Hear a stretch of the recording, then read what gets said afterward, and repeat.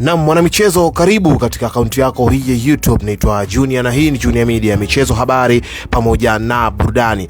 Hapa niko na taarifa leo kidogo za kushtusha kutoka katika klabu ya wekundu wa Msimbazi Simba kuhusiana na kile ambacho kimeendelea kujiri katika klabu hiyo ya wekundu wa Msimbazi, huku taarifa za msiba zikielezwa kuwa moja kati ya aliyekuwa makamu mwenyekiti wa kamati ya mashindano Idi Kajuna ameweza kufariki dunia usiku kwa mkia leo katika hospitali ya taifa ya Muhimbili.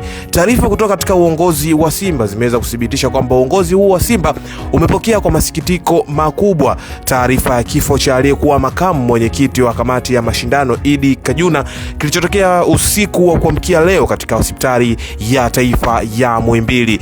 Kajuna aliteuliwa kuwa makamu mwenyekiti wa kamati hiyo mwaka jana na amehudumu kwenye nafasi hiyo hadi mauti yanamkuta, huku kazi yake ya mwisho ikiwa ni fainali ya kombe la CRDB iliyofanyika visiwani Pemba Julai 4 mwaka huu.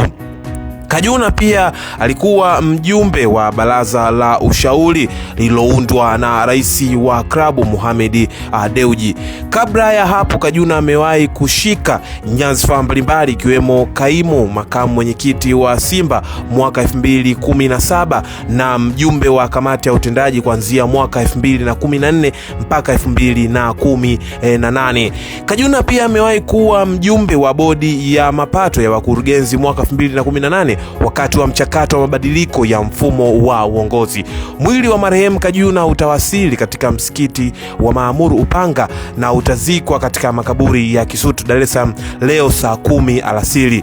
Uongozi wa klabu unaungana na familia, ndugu, jamaa na wanamichezo wote kuomboleza msiba huu wa mwanasimba mwenzetu, na tunaiombea tunaombea kwa Mwenyezi Mungu alaze roho ya marehemu mahala pema peponi. Naam, mwanamichezo, hizi ni taarifa kutoka katika uongozi wa klabu ya Simba ukitoa taarifa ya msiba wa aliyekuwa makamu mwenyekiti wa kamati ya mashindano Idi Kajuna kilichotokea usiku wa kuamkia leo katika hospitali ya taifa ya Muhimbili. Bwana ametoa, jina lake lihimidiwe. Kwa Waislamu tunasema wa inna lillahi la inna ilaihi rajiun.